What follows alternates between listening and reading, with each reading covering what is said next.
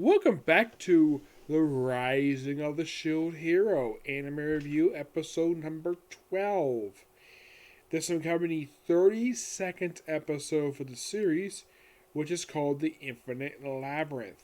Now, this episode pretty much covers the prologue. We're on book 8 now, by the way. We cover the prologue, chapter 1, and chapter 2. Thinking, that's interesting. And you're thinking, though, does the episode adapt from the start of the prelude? Yes. Yes, it does. For some reason, it did that the prelude for book 7, but did that for book 8. So, it's interesting, though. We're 7 episodes in the season, we're already on book 8. Though, they did kind of already start after book 6 already at the end of the previous season, so that's mainly the reason why that book got through so quickly. And for a lot of the episodes we've seen so far for the season, it's just from book 7.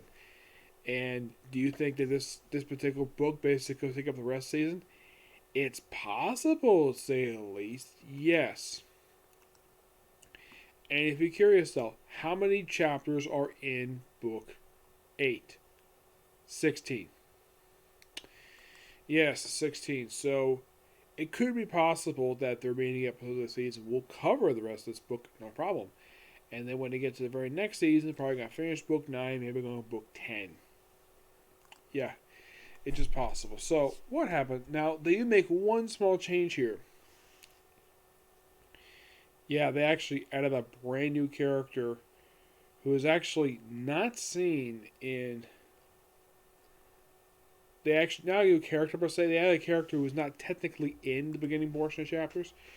So we start off basically where we have it where like the Shield Hero Nafumi and Risha, where they after entering the hole they entered through the last episode, here they ended up in this strange prison, and they wake up and like the only people there, and they do keep this reaction book and the manga. They keep this one too, where they check the power level and like if everything's good for them, and it turns out he has been reset to level 1, which means he can't use any of the shields he's unlocked throughout this entire journey. And this also is probably the last time we see where that coat he wears that he's worn since like pretty much the start of the series. That green coat he wears, a really cool coat that's part of all the images related to the series. It's interesting though, he takes it off and he never puts it back on. I'm not sure if he gets replaced or not. I don't know. It's been a little while since I read the book. Now I actually read this book like last year, basically. So there's that. So like they get out, of course they're in the cell, and then there's this pail of hay in the cell, and Raftalia is there, which that's interesting given the fact from what I read she was actually in a different location. Yes, my guess is the reason why they decided to include her here. And if you're curious though, do they reveal where Philo is in the early chapters? No, it's unknown where Philo is. They don't run into her until they get to the next world. It's interesting though the fact that she was able to pass through no problem to basically the world they're going to, but yet Nafumi, Risha, and Raptalia couldn't. They basically in 2 separate prisons mostly. So and by the way, this episode is the debut of the Hunter Hero. Yes, she makes her debut with this very episode. Oh yes, definitely. Yes. And her name is Kisa Kagumi, who is supposedly 18 years old, despite the look like a little girl.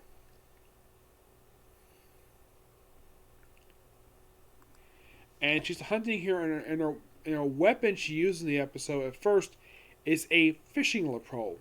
Yes, a fishing pole, though she does have a sword. And apparently she used to attack people, doesn't hurt them per se. That's what she was later in the episode. So basically, a good power boost. They say to battle some low-level monsters, and the first creature they come across is a white cardboard box. No, seriously, that's what they pretty much find, and it doesn't harm Nafumi, and of course it's destroyed pretty easily. And then they face a big face rabbit, and Reach is one beats this thing up, and they battle this thing for a little while, and then they come to water, drink it, like they're hungry. And then Kappa shows up. Yes, a demon from Japanese mythology. And Nafumi gets injured battling this damn thing. And then the thing is eventually destroyed by the hunter hero.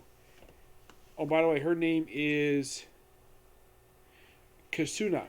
Kasuna Kazumi. And yes, they do confirm she is Japanese. And she actually, when they talk a little bit later, she reveals she was not summoned for this. She is a cardinal hero, like Nafumi, despite between two separate worlds. That's the only thing in common. That's one, two things. The other, of course, both Japanese, but they're summoned for different reasons. Now, Fumi was summoned to fight the wave, which he does bring up in the episode. She has no idea what they're talking when it comes to waves. She's like, the waves, what are those? And in the case from her perspective, they don't really say exactly what she was summoned for. And then they bring up Lark and Glass, and she reveals, oh yeah, Glass is her best friend, and she's not a monster. Yep, basically, it kind of reveals a little more detail about Glass, which is so cool. Oh yeah, by the way, Risha's the one who bandages up Nafumi. Yeah, A basically is. I'm sure that she's probably thinking, like, from a woman's point, like, Nafumi must be a hunk to her, basically, is how very muscular he is. So, bandages wounds up. He incorporates his arm back on, but not his coat for some reason. I'm like, that's kind of weird. Now, even Risha puts on her coat back on. Reptilius does the same basic outfit on, while Risha and Nafumi take off their coats and they don't put them back on for some reason. Yeah, I don't know why. It's kind of weird. So they basically eat some food. And apparently, here's the thing. Nafumi's with her because she's actually a really good chef. So they talk a little bit more. And of course, Risha goes a little bit. She's hungry. And they reveal how to get. And of course, they find a way to get out of the place pretty easily. Well, thanks to Keisha basically looking around the place for some time. As for how long she's been there, they don't really say. Well, she said she's up counting after the first 4 years. So it could be a long time that she was here. So she eventually does. She knows where the edge of the place is, the boundary. So she uses these two boards that she put up, and the wall just magically collapsed. This is sort of like inside of a church. Yes. Well, basically, they go into this building that first looks like something out of Egyptian, basically something out of ancient Egypt, and they go to a church. Now, the way these things are set up is like they have pews, which these pews I've never seen these type of things for a church before, much less a chapel, where it's basically like regular pews, except these things got freaking roofs on them. I'm like, who the heck sits these things? Like, if you're something really tall, you cannot fit in these damn things at all. And I have never seen these type of pews. I've seen many different. I've been to several different churches over the years, and I have never seen anything like this before. Heck, I've been to a church where basically there's like a door inside, where you had to lock a door into a pew in order to basically close the pew off. So it looks like you're basically, when you go down like the aisleway, it's like basically there's seats there, but there's actually a door entrance for the thing. These ones basically almost look like they're benches with the roofs, and of course they go where it appears to be supposed to be. Now, if this is an actual church, where the back is basically get the other side of the sanctuary, this is probably where the altar is supposed to be. They're probably altered out there. There is a stained glass window there. What the heck it's for, they don't really say, because, well, we're not going to stay here very long. So they think like, oh, they touch it and they can't pass the barrier. So I thought, like, let's do the cheat. Let's use basically a beanstalk to basically break the barrier. Yes, a freaking beanstalk to break this room. And of course, Risha and Reptile do grab onto him, though Kashua does grab it thanks to her weapon. And then they ride back in her world. Yes. Which also is the world where Glass and Lark come from. And she confirms, yes, this is the world she's summoned to. And basically, the way it's described is, and of course, it sees in the flashes of Glass's prior to this, it's described as sort of a version of feudal Japan. Which, this should be interesting when Nafumi meets up with Glass, presumably probably next week's episode. I gotta say, really good episode. I thoroughly enjoy this thing. Nothing really bad about this one. It's like the only change they made here was putting Raphtalia here. That's it. It's mostly the same. Which, good job part of the anime for doing that. In my opinion, that was actually a pretty good change. Because, why would you not have basically Raphtalia here? It makes no freaking sense. You basically bring a girl who just joined the group just 2 books ago, and she's not here, And in the anime, they fixed that. They probably realized, yeah, this is stupid. Why the heck is Reptile not here? Let's throw her in. Probably because probably my guess is also is that Reptilia's voice actress in Japan must have requested this to put her in this episode. That's my guess what happened. But hey, why is my character not here? Can you throw my character? I was like, okay, fine.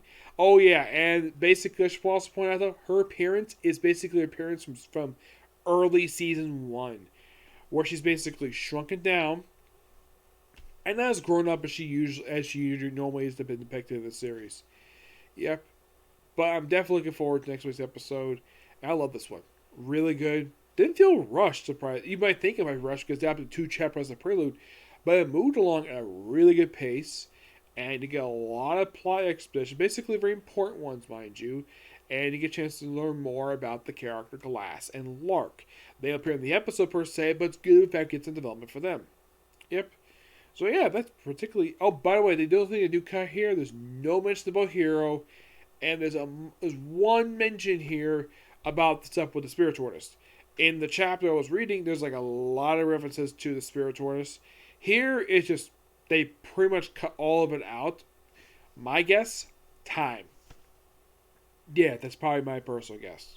Though it's basically minor dialogue, so it doesn't really affect anything at all. Okay. So yeah, that's particularly it for particular review. I don't have more time to do videos tonight, so tomorrow, hopefully I get a chance to do videos for The Detectives Already Dead, a Comic Corner, and, well, I think this might happen because I'm basically going to Comic Con in a couple of days. So, a review for Skeleton Knight to Another World. Yep. Next video. Bye.